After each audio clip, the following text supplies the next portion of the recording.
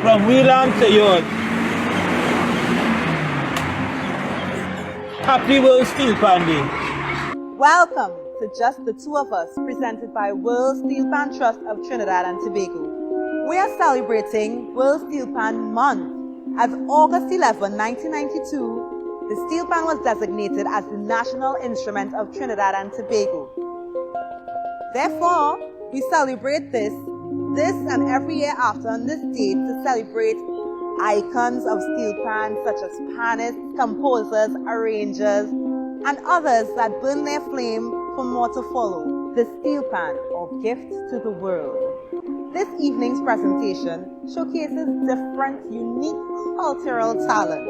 Here, we're at Mille, Fleurs, one of our magnificent 7 set in the lush green of the Grand Savannah. Also, this month we celebrate our anniversary of independence on the 31st of August. So, of course, we have talk and entertainment. TNT, we outside. Call your crew, call your tanty, your nenen, and let them know the show has started.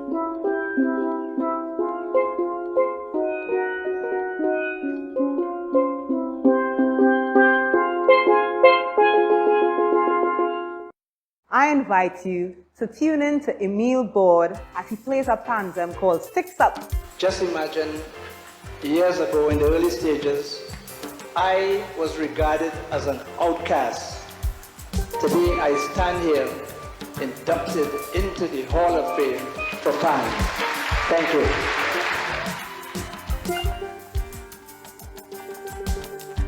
Panis, let's present a musical election. Symphonic songs, a soothing healer. We promise peace, profound prosperity, pouring strength with total solidarity. We will mix harmony with humanity, a dose of unity to strengthen community. Panis, sticks up, shape our destiny. Panis, sticks up for society. Panis, sticks up for prosperity.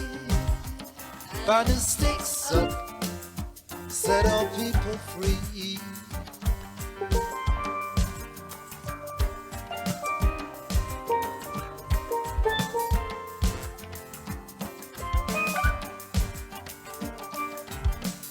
A few drops of laughter to make things brighter. Trust that keeps us all striving together. A purified potion we pledge to use. Your hearts will melt, your souls will fuse. Fun for everyone, love for you and me. The notes we add to set you free. Panis, sticks up, shape our destiny. Panis, sticks up for society. Panis, sticks up for prosperity. Panis, sticks up, set our people free.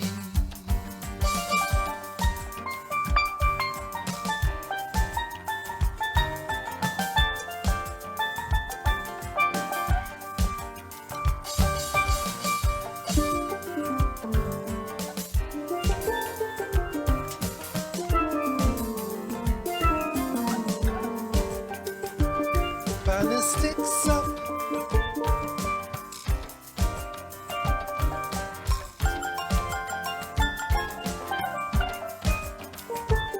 Panis, sticks up.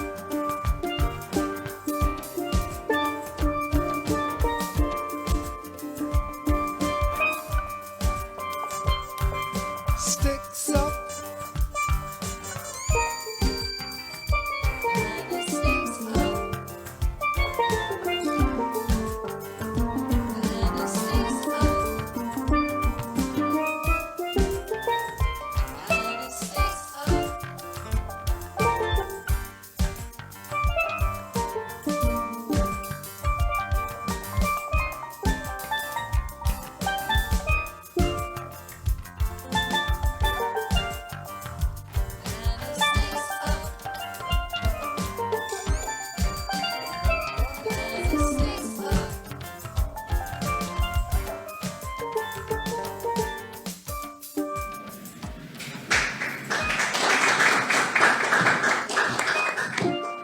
can see we outside.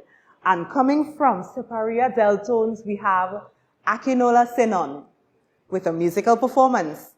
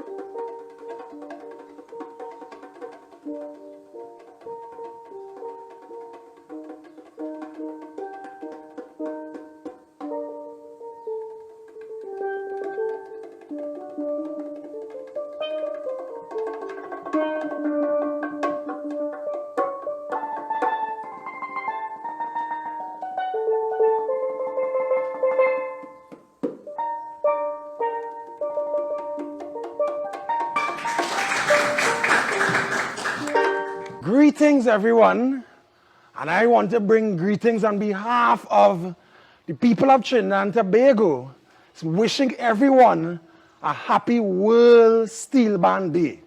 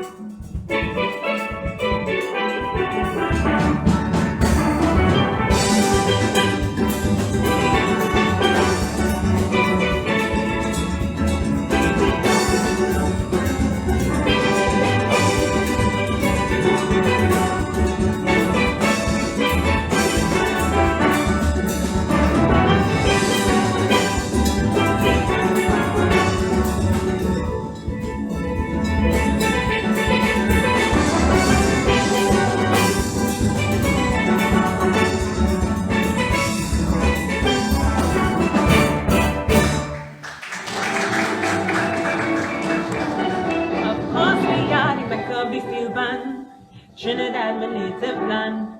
Ay, ay, ay, oi, oi, oi, oi, Lord. We make up Calypso, Trinidad and Tobago, and we won this whole wide world. Presenting to you Mr. Akwali, Artistic Director and Conductor of the National Steel Symphony Orchestra, Trinidad and Tobago. Mr. Leet, we're so happy to have you here today. And our viewers are wondering, how did this begin? Were you from a young age thinking about being the artistic director, the conductor? How did it begin? Well, thanks for having me. Definitely, I'm honored to be here. It started in Southeast Portsmouth Secondary School, Form 1. I got introduced to the instrument via wanting to be part of the Panorama competition that year. And as they say, once you play the pan zombie does bite you. And I never stopped playing since then. I mean, within that quest, I moved on to compete with the school. I played for various competitions, name it, school panorama or school festival. From there, I went on to play for the community bands, the Lamasi Trinidad All-Stars at the point in time. Beyond that, I had a quest to play alongside different arrangers, so I was seeking out different bands to perform it. So I played with numerous bands in Trinidad and Tobago. And then the educational aspect came in when I met Sion Gomez. He was fresh out of NIU, and he was telling me about his degree and his relationship with Liam Teague, and I wanted to be part of that as well. So I had an inkling of, hey, this is possible too. So in a conversation with Mr. Teague, he actually told me, hey, before you quest to come out to NIU, maybe you should try to do as much as you can do in Trinidad and Tobago. And I did that. So I signed up for Trinity Generation School of the Arts, where I got my grade in music from theory to practical. From there, I went to UE. I did the certificate program and then the bachelor's program. While that was happening, I was touring with Siddiqui Sticks on Steel. Even on that, I wanted to even know more. I wanted to know how this instrument was made. So in about 2004, 2005, I joined Panlan. I spent at least 4 years there. Got the introduction to Steelpan manufacturing. I became quality control in that space as well. It then went into wanting to serve at a higher level where I could represent the country on a national level. And I signed up for the National Steel Symphony Orchestra. Actually, at this time, it was as a musician too. I spent 7 years there up to 2013. And in 2014, that childhood dream of getting my master's was revamped. And I signed up to NIU at that point in time and I got through. So I left NSSO in 2013. And in 2014, I went out to NIU on a Fulbright scholarship to do my master's. In that space, I worked closely with Liam, I worked closely with Dr. Cliff Alexis, deceased, and I had Dr. Ronnie Wooten, who was my conducting teacher. And as fate had it, at the end of that 2-year stint, Mr. Maury, Jesse Maury, who was the director of the National Steel Symphony Orchestra while I was a musician too, had resigned and actually recommended me for the job of artistic director. So I came back home and served in that position. And it was a full circle, more or less, getting myself really, really involved in many things Steelpan, because I taught in the community level, I taught individuals, I taught at the university level, UTT. So there's a passion that I found being involved with all these different aspects of the instrument. You started telling us about your Steelpan affiliation and experience from secondary school. What about childhood? Was there anybody musical in your family that inspired you? Can you tell us about your family life growing up? Well, I don't think anyone was musical. I think later in my career, my mom told me she played bass for Mukarapo, and I was shocked. I mean, I didn't even know she played pan, but I didn't have any of those examples, but the examples I got was out of the panyards when it come to wanting to become someone like this one or this other person.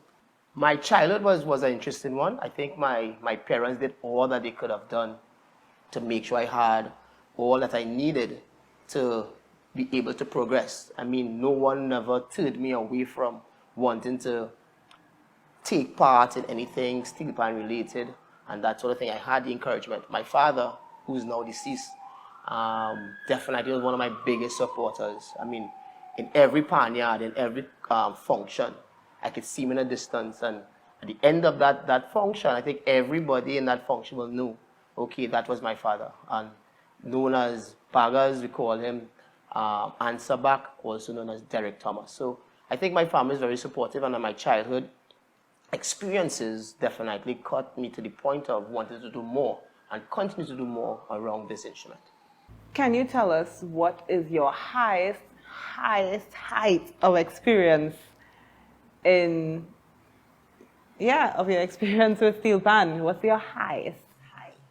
I think I'm still progressing towards that, but I had a lot of great moments. I think in NSSO, as being part of that community of great musicians and having our very first concert at Queen's Hall, that was a great experience for me.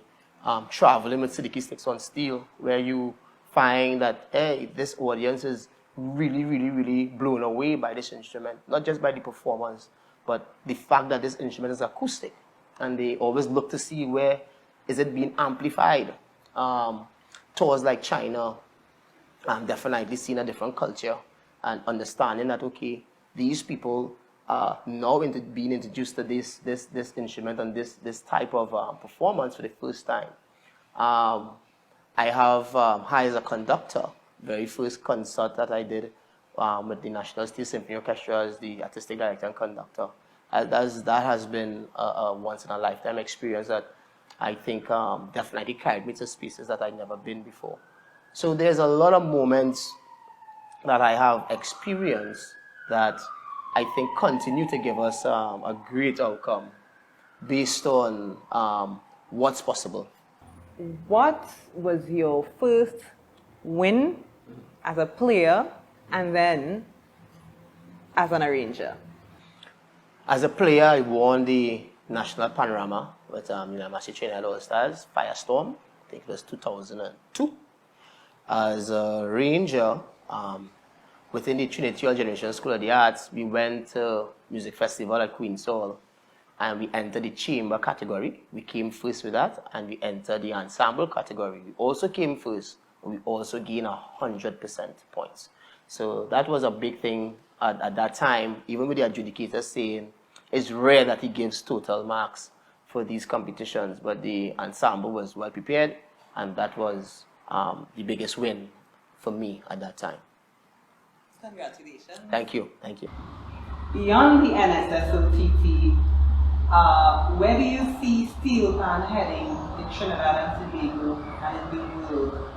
Yeah, that's a fantastic question. I think a lot is happening, a lot of positive things are happening around the industry, the instrument, people, with education being at the forefront, coming out of NIU and UTT and UWE and COSTAT and Nazarene College. There's that, there's the possibilities of having viable jobs. You're talking about collaborations, like what happened with the NSSO and TTOC, where we now have the national anthem being played on the national instrument, which was recorded by the National Steel Symphony Orchestra.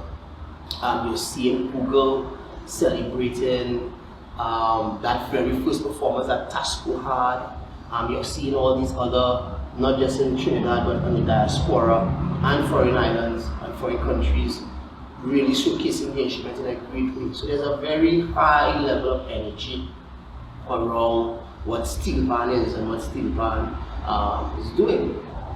There's this concept I'm working on with the Steelpan, called the Steelpan ecosystem, where you have manufacturing, you have an orchestra, you have a conservatory, there's an agency, there's a Steelpan store, there's a Hall of Fame, there's a museum, there's a concert hall. When you think of, okay, there's an icon, where can we go and really learn about these icons? Where can we read about these icons? You know, are they in a Hall of Fame?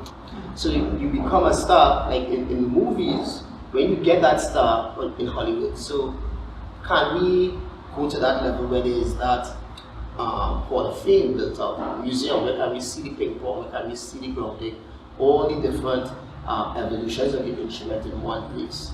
You know, I always have this idea of the audience being able to see at different vantage points when an actual orchestra is performing. So there's a revolving stage in a circular auditorium, and at different points of the show, they're getting to see the performer from that vantage point. We talk about a conservatory that really dives into not just the performances or the musical education, but even imagining how stands can be developed for portability. Because the methodology behind these instruments, you know, there's this scientific approach. I mean, it is happening, but even to the point where we have persons focusing on further developments within the instrument. You know, a manufacturing space right now. Medical Musical Institute at Trinidad and Tobago, which is a brainchild of myself, was going to be launched, and that is significant in terms of the ecosystem that I'm talking about. So where everything works together for the betterment of everything. You know, collaboration is a big thing for me. Collaboration, imagination, communication, creation, where we are no longer on the competitive lens, you know, but there's a lens where in creating, everyone wins, you know. So I think collaboration is definitely a way to move forward beyond just the exciting things that everyone is doing. How can those conversations come together and see ourselves as the nucleus that will really transcend this instrument to levels beyond our wildest imagination. I must also say that the instrument is quite young. I mean, compared to the violin and the piano, I mean, this is one of the few instruments that was invented in the 20th century. And I could also say maybe the only family of instruments that was invented in the 20th century. The Steelpan coming out of the late 1930s, early 1940s to now is not even 100 years old.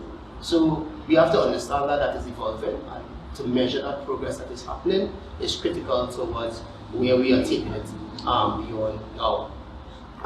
This is a significant day, World Steelpan Day, August the 11th, and that also helps drive that ecosystem forward.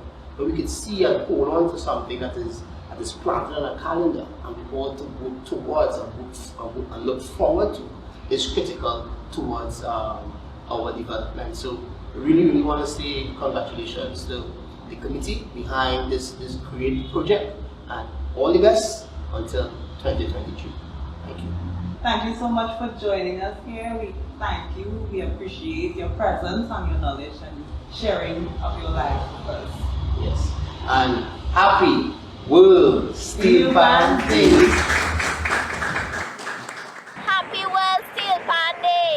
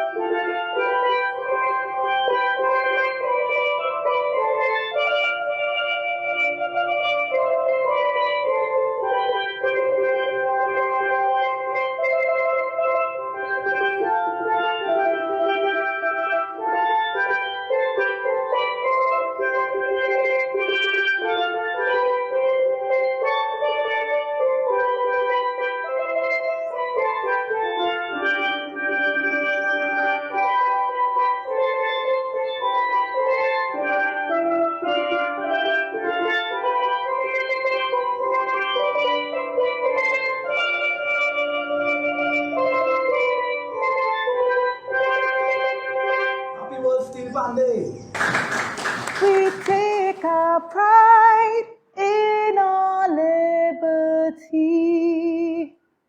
Thank you, Mr. Robert Tobit, our Steelpan, our pride, our joy. Thank you.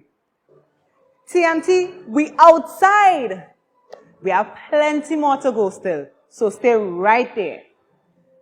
From up the hill, Desperados.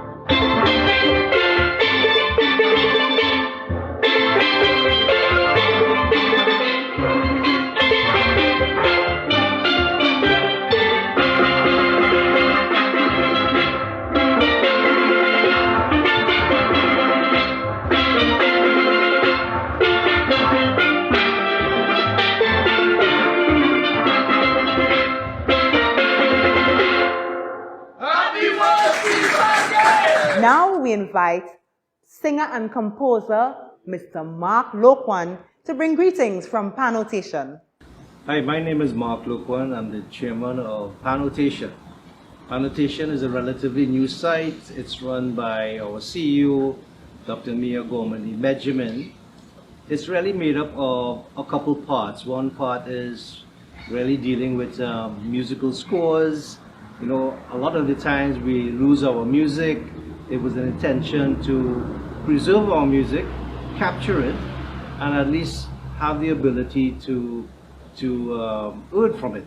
So our arrangers, our composers, this is a section of the site that this is intended for everyone all over the world. The other part of it deals with music education. It's a library. It has podcasts, articles, thesis, and many other aspects where we can all find information in one place. I mean, just imagine if we could have all our history of our bands, our players, our icons, all found in one place. That was the purpose of Panotation, and I would like to say on behalf of Panotation, Happy World Steelpan Day.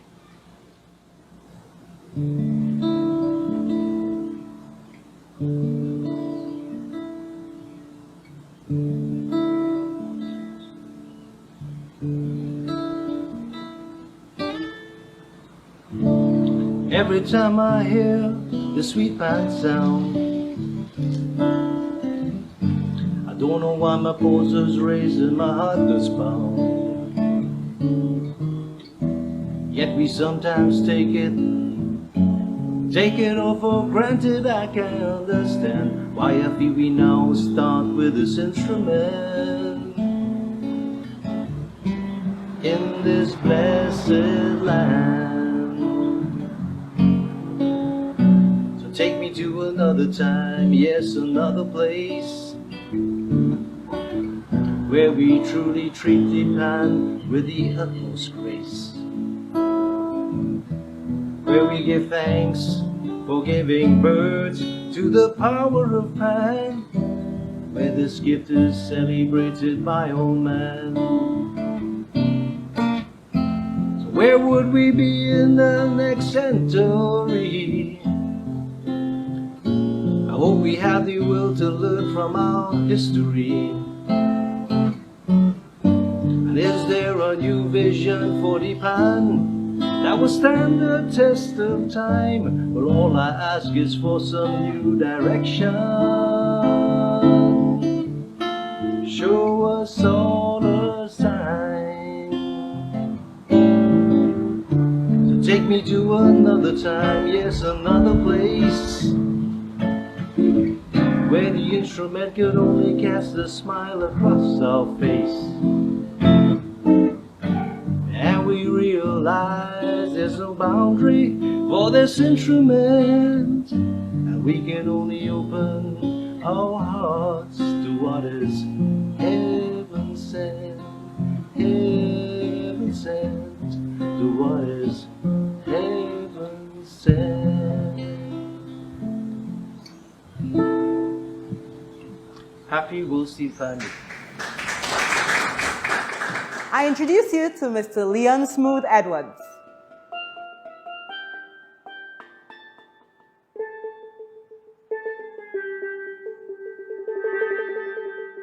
So, Mr. Edwards, let me start by asking you, what do you prefer to be called? Mr. Edwards, Smooth? You choose anything you think. I cool. Okay. It's neither here nor there with me. All right. I answer to everything. And tell me how that name Smooth came about. Somebody told me that they call you the smooth operator. So I really would like to hear a little bit more about that. Well, you know, when people hear certain things, they get their own interpretation, right? But this is the true catalyst for that name. In the 70s, in the band, there was a slang called cool. Everything you ask somebody, how you going? I cool. Everything cool, cool. And I just get fed up hearing cool. And I started saying smooth, just to be different, to break the monotony. And the next thing you know, my name stuck on me, Smooth, you know. So I guess it was something I said, something I used to say that brought about that name, you know. It was nothing nefarious or anything other. So it wasn't intentional, but it stuck. Yeah. And you know, we in the Caribbean like to leave names on people. All right. Yeah, so that's how it came about. That's nice. What about your childhood? Can you tell me a little bit about your childhood? How many siblings you had? Tell me a bit about your parents. Okay, it's 8 of us, 4 boys, 4 girls. I was number 7, the second to last. 1 boy behind me, right? 4 sisters above and 2 brothers. Ever since I was small, I can remember myself. Christmas time. What do you want for Christmas? You would find me asking things like a motor gun or a xylophone. All right? And every year, asking for a gun or a football and thing wasn't in my vocab, but you know, and my childhood days, I grew up basically playing those instruments. When I was 9 years old, my eldest brother, he was playing pan for a steel band in the neighborhood. And after Carnival, he brought home a pan. That was the customary thing in those days. You bring home a pan after Carnival. He left it under the house. In those days, you couldn't bring a pan inside the house. You know, I mean, arising from the steel band riots and all kind of thing.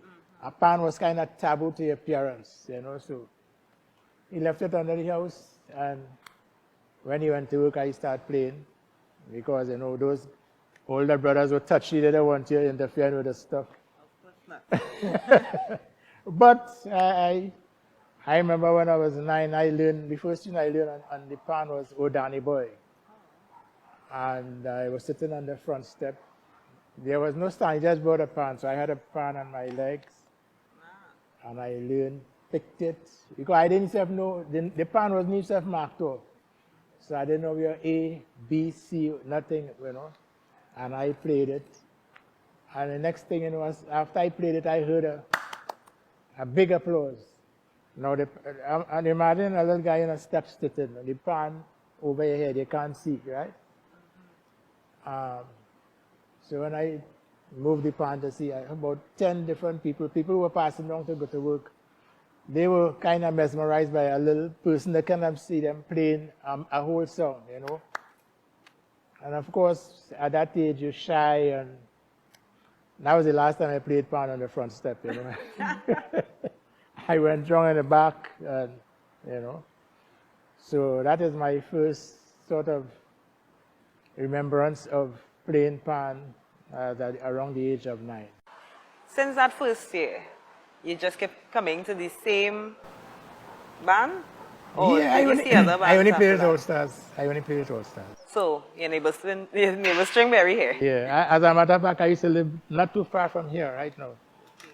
All right? I have about a 5 minutes walk, you know, and I just be walking slow. Yes. You migrated. Yes. How did that come about? What caused you to migrate and what kept you there? Migrating was a sort of a sad thing for me. I had already won 3 Panamas, 1980, 81, 86. And having been a member of the band, you know, there's a thing called jealousy. And as though too much attention was being placed on me, you know. So I had friction from your own homeboys you grew up with. And which I find shouldn't have been, you know. I mean, this guy won 3 Panamas for you. And if we don't win, we either second or third, right, in the first 3 and so on. But the band was moving up, going up. Sometimes success could be your biggest detractor, right? Everybody wants a piece of the fame and they want a piece of the hard to say and so on. So now I was on the committee, being the arranger. So the musical director, the classical guy, Jerry Jamat, and myself as the arranger were on the committee. We were not voted in. We were placed there because of our positions, right? Some of the members find we had too much say. So I can remember one year somebody said, let's do this, let's do that. And I of course, those days I was a little quick to speak. You know, you're supposed to be quick to hear and slow to speak. Right? I remember somebody said something and I said, hey, we have a committee, the committee will handle it. And like that phrase offended 1 or 2 members. And the word coming from them, oh, all you feel this, we will mash up all you, right? So we had 1 or 2 people. Well, it was basically one person with a ringleader of a way. He could mobilize people with him. So with that as a backdrop, there was a set of propaganda being spread and accusations, and right, until it reached a stage where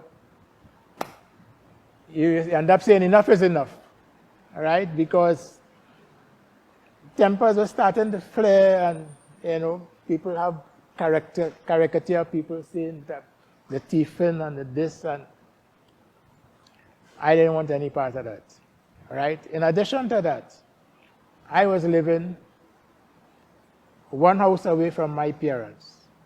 My parents there, a house in between, and my house, right? My home. We were up a hill. So people coming down the hill, they would pass by my mother, and whatever she said, they twist it, however. When it reached my wife, they say, your wife said that. When they're going up the hill, they pass by my wife, and they say something, they go up. His wife said that. So his mother said that one way, his wife said that. And every day I come home from work, you're hearing, your mother said this. I go by my mother, your wife said this, and friction. I was reaching the point where I had to choose between my mother or my wife. Now, I know I had to move. Because the Bible says, for this reason, a man must leave his parents' home and cling to his wife. Right? But I have a house. I already have my house. Well, we're here to talk today. We're here to talk. I'm ready to hear this story. About 2 weeks after, I went to America. There was plans for me to come back. No, I resigned from the band, right? So that means I ain't going back, right? Friction. I was supposed to come back to go with another band, another large band, right? Made arrangements and things. But 2 weeks after I reached America, I got saved. You know what I mean? Get saved? Christianity? Yeah. The Lord arrested me. And I lost the desire for pan. I lost that desire immediately. So like I went away, like the band frustrated me for me to go away to get saved. All right? I got saved. And Right? So when the guy from the band come, he said, where are we going next year? I said, well, I lost that desire, I can't come again. Right? The band didn't do so well that year, probably for a year or two. They're calling me back. So I tell them the same thing, I lost that desire. Right? It wasn't until 10 years later, after everything, one day I was sleeping. Well, one day I woke up one morning and close to my wife, I had a sort of a Gideon experience. There's something for you to research. Who is Gideon and what was his experience, right? You know, but Well, Gideon the viewers would like to know. Gideon and the fleas. Well, let me tell you my experience first. I woke up and it was as though someone threw a bucket of water on me. Wet, head to toe. The sheet I'm lying down on, wet. Sticking to the bed and everything. And my wife next to me, dry, dry, dry. And of course, it make you wonder. And when I all I can remember, if you don't use it, you will lose it. I say, what kind of dream is that, boy? And why am I so wet? And it had me thinking. And the conclusion I came to is I had to come back in the band. Because at the time I was working with a youth band over there because I want to lose it. That very weekend, I get a call from New York. Jules and one or two other old boys call me. Smoothie, will you come back in the band? I say, yeah, I'll come back.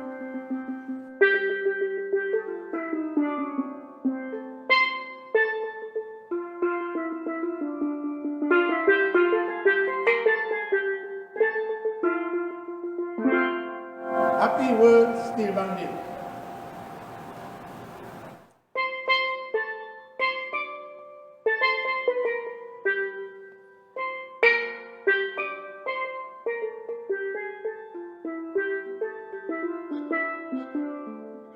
Now our international segment, Japan, with an original composition played by Nani Matsumura, Sayori Imai, and Andy Niels, with this composition called Threads.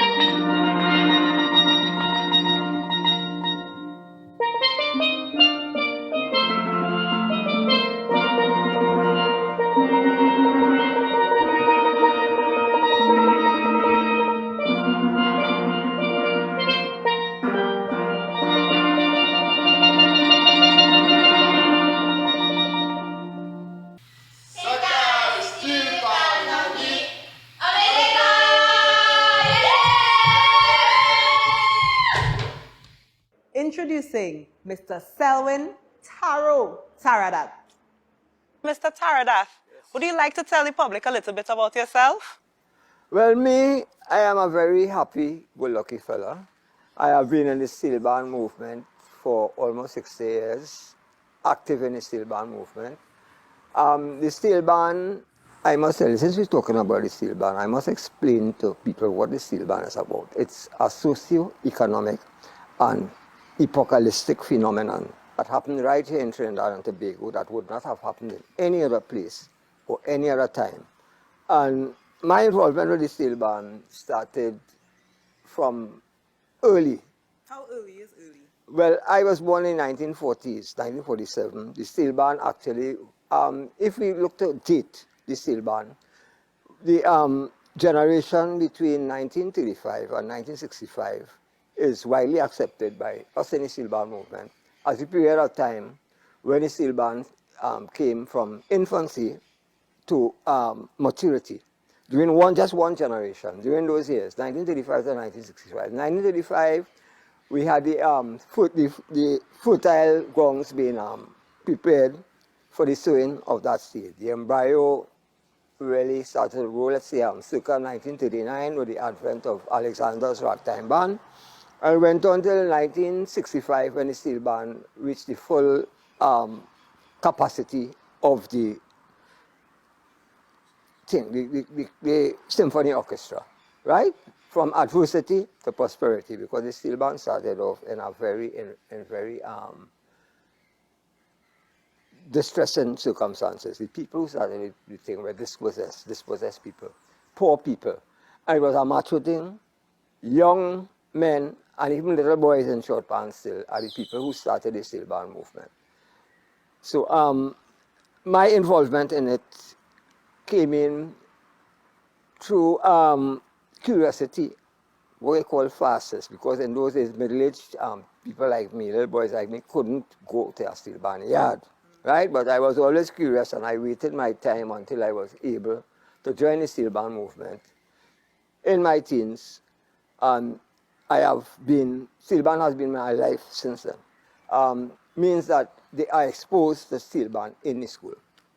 Right? So that is not true. People don't keep, I don't want the wax to go in that direction. You know. There is a bit of reluctance among certain ethnicities that steel band pan is not their thing. Pan is not their culture. It's a battle that I had to fight personally, right? When I was in Pan Trinbago. I had to fight Sat Maharaj and Emarat. With the pan and schools thing, with the naming the steel pan as the national instrument, another thing that I was involved in, foremost in promoting that they had this reluctance, this kind of, not just reluctance, this antagonism against the pan, right? For ethnic and religious reasons.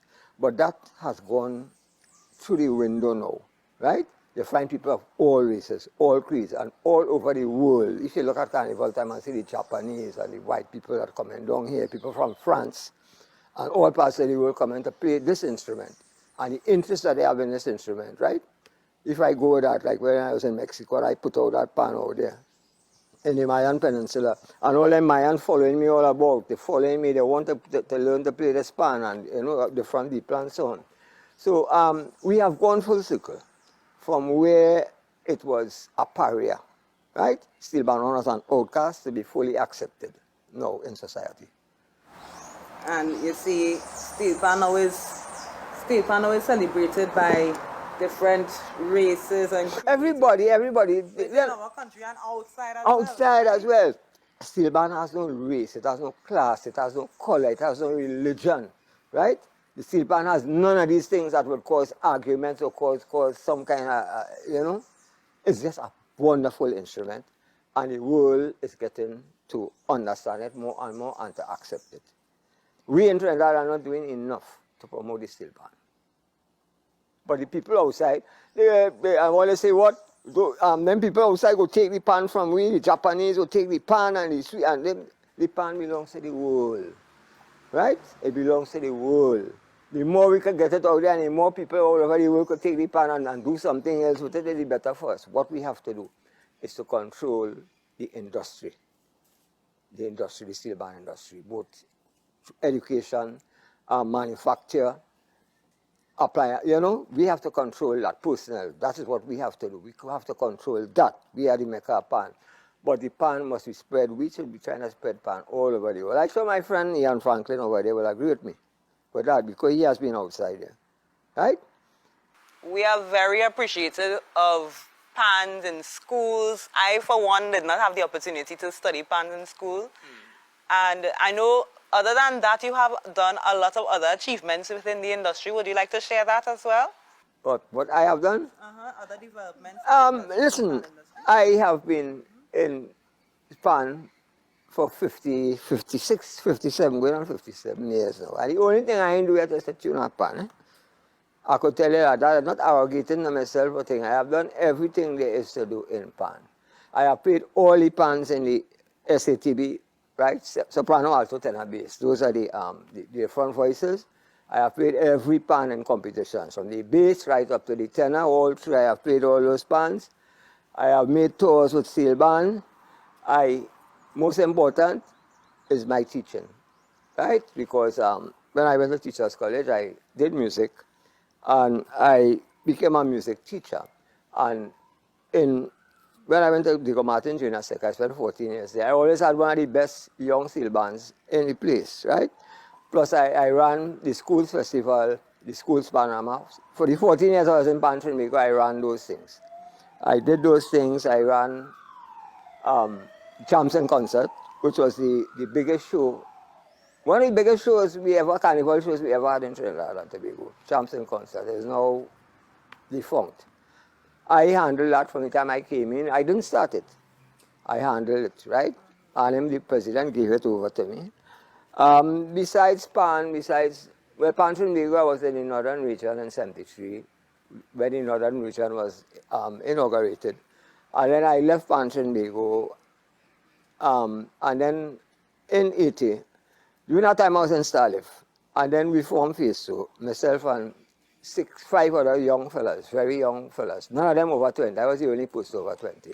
We formed Phase 2, and I was very busy there with Phase 2 because those I had to carry the band on my back. I was one of the oldest members and so on. And they insisted that I come back into Pan Trinbago. I resisted for about a year.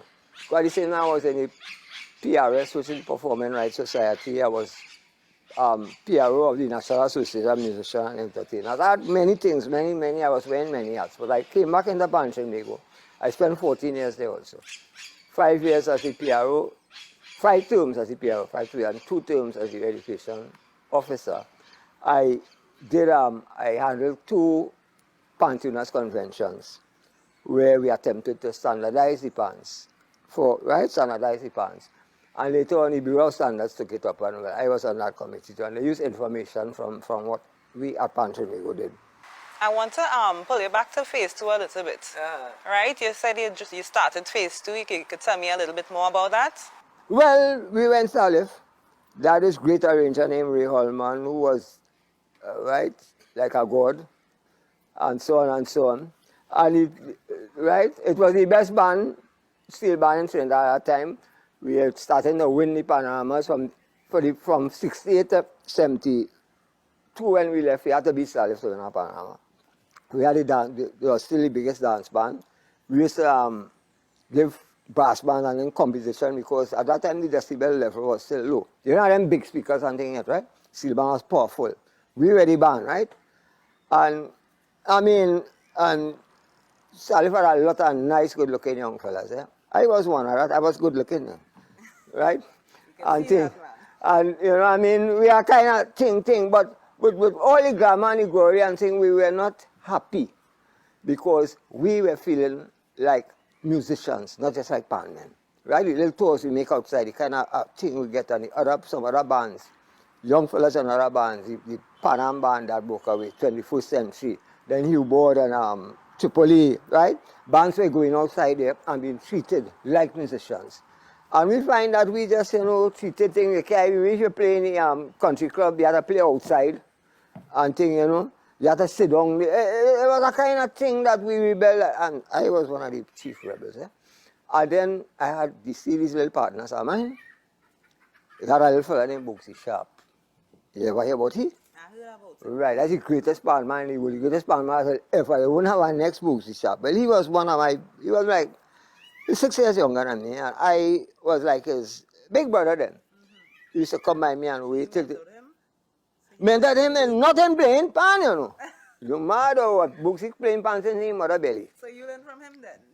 Yeah, I learned from Ray Allman too. I learned Bugsy and Ray never teach nobody nothing, you know. I tell you that. The two best or the best pan, they never teach nobody nothing. But if you are wrong, then you will learn. Right? But we had these little fellas, one named Andy Phillips, Barry Howard, Roll Mitchell, let's see, right? They were my boys then. I was the big man, and you had a generation gap between the older fellas and the younger fellas in the band because the fellas my age, just around 20, 21, 22, were migrating, that is late 1960s, right? They were migrating to the US because everybody wanted, as long as you do have a good job and thing, a street band, you want to go Uncle Sam, right? And you could join the army, go in Vietnam, if you come back alive, well, Uncle Sam take care of you, right? So most of the fellas, so at that time, you just had a few of us. 3 or 4 of us around my age. There was a generation gap in the early 20s. And then you had a sort of little boys that the bigger men used to call them these little boys. And the Bugsy, all of them, about miserable too. About 12 or 15 of them, real miserable. They used to be on the avenue there, giving trouble. And when I come in, they say, look, Selwyn, come in, boy, let's stop that. But yet still big fellas just say, I encouraging them. And them they still bad men used to drink plenty rum and fight, the older ones. But then the marijuana came into it, and these young fellas were smoking the marijuana, right? And not really, being pacified, right? And they say, I encouraging them. And poor me, I was a sportsman at that time. I will smoke my marijuana Christmas time and birthday or sometimes. So me smoking marijuana. I talking the truth, Carol, you shake your head. Because I didn't know that. Right? So, there was a generation gap. And these little fellas now, so-called little fellas, the CIBC car park was in Port of Spain, right? And the band was sponsored by CIBC, and we used to practice there. And I was living at 13 Hamilton Street. That is where the band had this now, or just opposite. And in the evening, we used to go to practice for 7 o'clock every night because we have gigs from Tuesday to Thursday, the band practice, and the weekends we playing. These fellas used to come and wait for me because I used to play football, so when I finished playing football at Harvard, I come there, Mama makes sure I had to take my dinner before I go out, and they'll be there waiting for me to drop them up here at a car, PF 94 Austin, Cambridge, could hold 6 people. 6 people in it, and it was exactly 6 of us. So the 5 of them will be waiting for me, and while they're waiting, they will be playing music, right? Bugsy will have a tenor playing there, Roll Mitchell will have a pianica playing, there, a guitar with just the 2 bass strings, Andy Phillips, who later became one of the best electric bass players in Trinidad. And they would be playing there, right? And enjoying themselves, and just playing. And there was a fellow named Carlton Francis who had a dance troupe. Well, I used to write the scripts and so on for him because my mother was the vice principal at Cocoa government. I taught there for a little while, and he used to do the dances and so on. So Carlton and I became good friends. And he says, I'm manager of his group. I was no manager. I used to write the script for him when he had in his place. And he was an old band man too, and fellow too. And they came and he saw them playing, and he said, here now. So when you see them in partners of yours, you see all that talent they have. If you don't get them out of Trinidad, they will dig dirt and mix concrete for a living. Right? And that stuck with me. It stuck with me until, I don't even want, it's too much to talk now. The thing I say, I talk, but that's just part of it, part of the thing. Why then we got somebody offer us a gig, 6 men, and I say we go in. Right? 6 of us. We used to practice it. Nobody knew about that, not even our best friends, because we wanted to take Steelpan and go to it too, so we couldn't let them know. Right? So 6 of us used to practice every night, and then started a mashup. They went on a tour, and half of the band didn't come back and all kind of thing, right? So the other fellas say, well, we ain't going back. Only have a little band here, we make it bigger. And we made it bigger, a little bigger, and then we were iconoclastic and avant-garde. Nobody understood what we were doing, right? We were different. We were using singers, we're using other instruments, right? We're using mics, but we didn't have the money to buy the equipment. So we had to move. If we had the money to buy the equipment, Face would not be in Trinidad now. Face would be all over the world, right? Playing with all the big artists all over the world, right? Because we had the talent. Because if you let develop as musicians, Andy and Dougie read on here about them, right? Great bassmen. The fellas developed individually. A lot of them went abroad and are professional musicians over there. But we wanted to have a band of professional pan musicians. And with the talent that Boogsy has, we would have been out there. We wouldn't have been playing no panorama, no music festival and things. That wasn't our focus at all.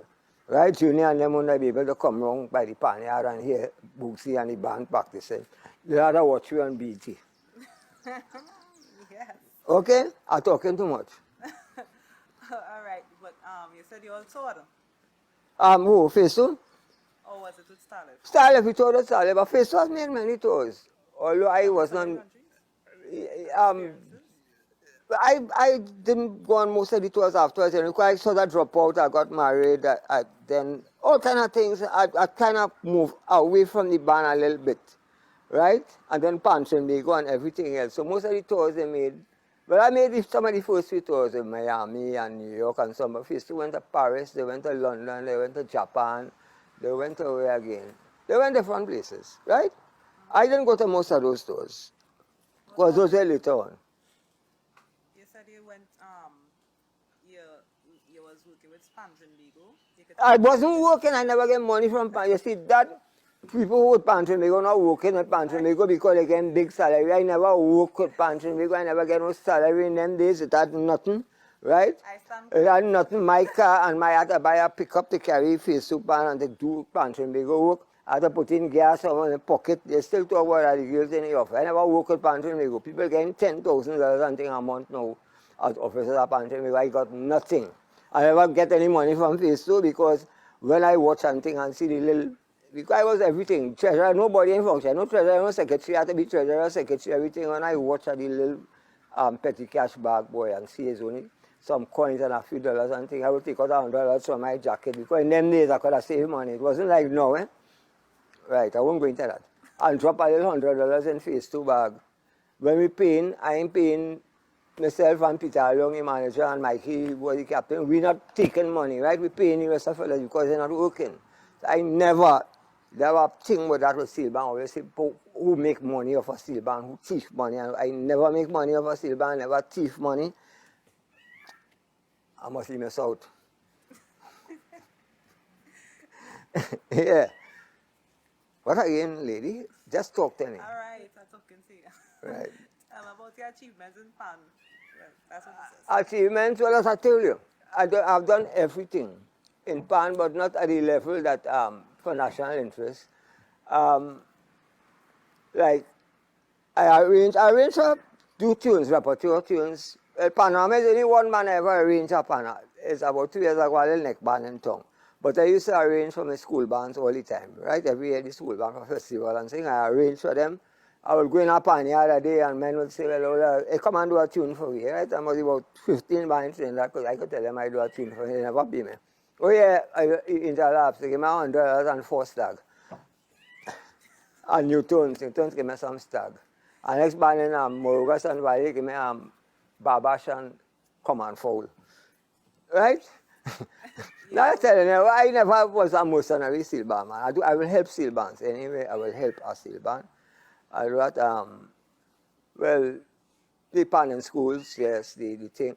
I did, You ever won awards with those bands you helped arrange? No, we're not fine. Well, the combination is junior second band, and the junior second is young children. They had to go to the big 7 and 5 year schools. We couldn't beat them, right? And the one thing the band I arranged for freelancer, a little stupid neck band in Nelson Street, I think that was come last year, because I never even finished the tune. One night, two fellas come, and next night 2 fellas come, right? There are 4 tenor men, 2 know the tune, 1 second man. All right. Yeah, I'm not in it for winning anything. I have tunes that I have a lot of compositions. People don't believe me.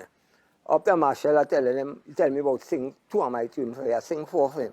Because he has some CD open and took out down there. I have some land down there. Tell him, well, boy, I come in down and do some tunes. You can compose little fast, Marshall. I sing 4 for him. Right? I have tunes and so on. I have things to do. I have a lot of ideas about things to do in Pan, right? I have a lot of ideas and so on, but I've been dormant for a long while, right? Dormant for a long while, but I have to be back. I am coming back out and, right? Happy World Steelpan Day.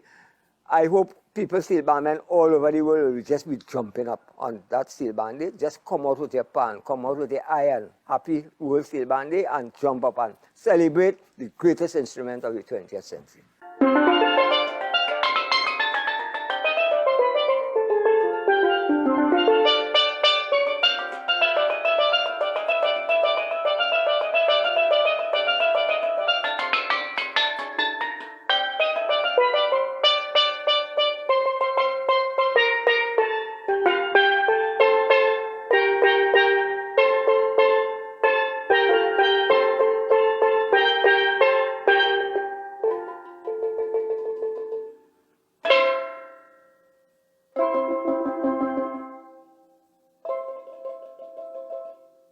Happy World Steelpan Day, Punks Boy!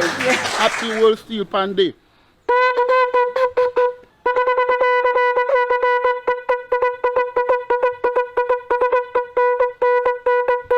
Happy World Steelpan Day from the folks of Palateve, Tobago. Welcome to our sister isle, Tobago. We're here on Englishman's Bay celebrating World Steelpan Day. Let's listen to the sound of just the two of us, played on our national instrument by Kishore and Frit, with movement by yours truly, Noel Archer.